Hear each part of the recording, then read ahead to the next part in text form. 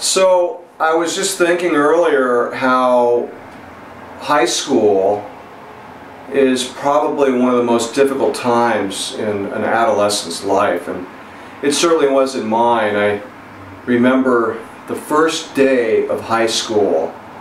It was in the early 70s. I grew up in Hollywood, so I was at Hollywood High.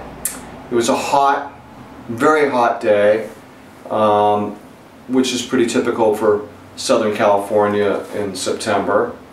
And I just remember sitting on this bench in the center part of school, the quad area where everyone congregates and socializes, and I was sitting with my friend Bruce Myers, and we just sat and watched a procession of people, of players, of actors, of characters that comprised the student body, and I felt so small.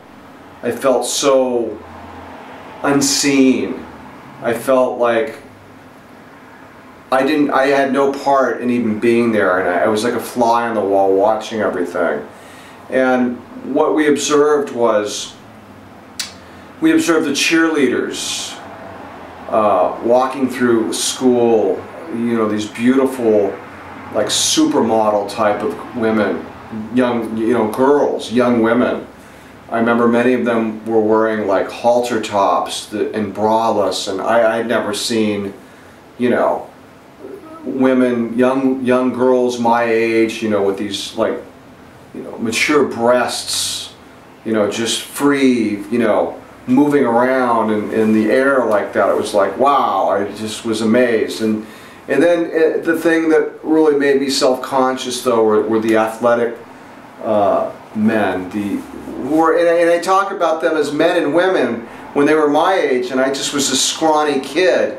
But these guys, these athletes, it was summer, so they weren't wearing their maroon and gold Leatherman jacket, but these guys were like brawny and big and muscular and had like huge Adam's apples, and some of them already shaved, and I didn't even have peach fuzz yet. I maybe had like 6 pubic hairs. I don't, I was just so underdeveloped, and I'm just watching these people go by, and it was a whole melting pot at Hollywood High of different cultures, of different socioeconomic standings, and then being Hollywood, there was this huge thespian population, the theater people, the musical people. There were this underclass of audiovisual nerd type people that were cool by association. They during school they'd be going here and there with these big metal carts with extension cords and overhead projectors and all types of different film and sound equipment, and there was just like all these different groups. And I remember sitting there that day watching people go by and what seemed like a procession and a parade, as though it was like the Hollywood I think it's now called the Hollywoodland Candy Cane Parade, which is a holiday parade that happens on Hollywood Boulevard and did for many years, and everyone's like all the celebrities in the cars waving, and the floats and the marching bands are going, and that's kind of what the feeling of it was for me. And I just I was like maybe that big of a dot of a spectator watching it go by, certainly not a part of it. And that's the theme of this was, where do I fit in? What's my station in this economic pecking order of my peers? How do I fit in? And I didn't fit in.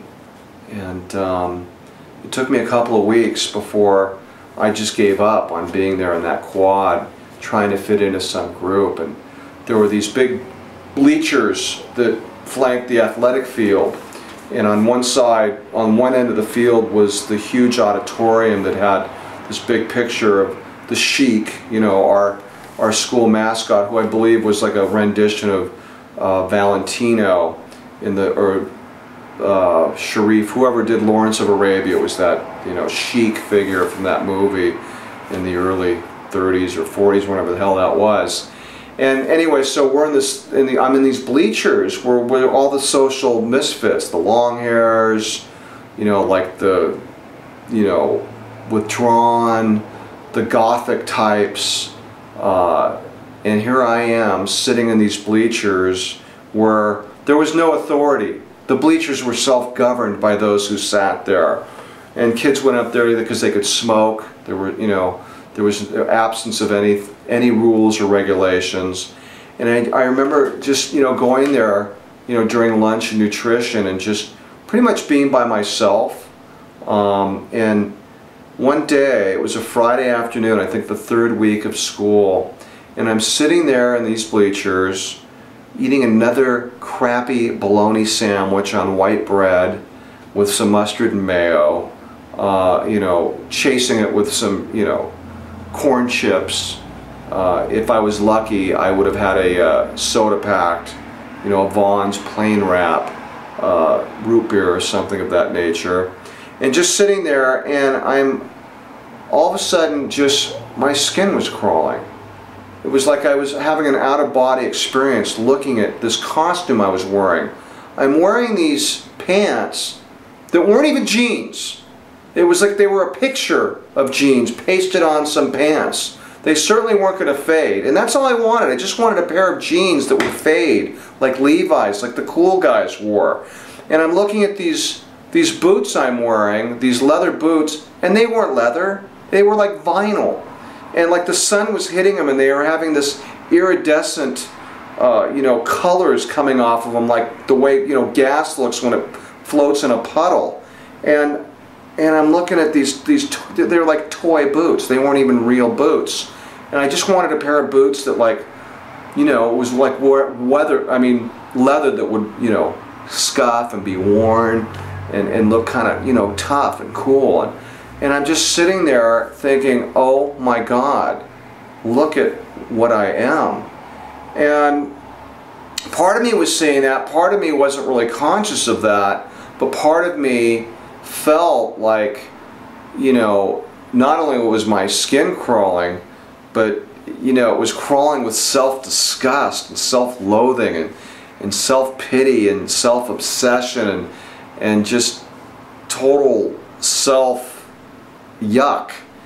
And the bell rang, and I collected myself and was getting ready to go to my next class, and this guy named Eric Swanner, who I was friends with in elementary school, who I'd not been friends with in junior high, he was, you know, out getting loaded or whatever, and so we weren't friends anymore. He comes up, and he's got this long blonde hair, he's wearing like a tie-dye t-shirt, you know, faded jeans. I think he probably had an American flag sewn in the crotch, and I looked at him, and he had this like big smile on his face, like he was glad to see me. And I said, hey, what, you know, what's going on? And I didn't tell him, dude, I'm ready to like hang myself.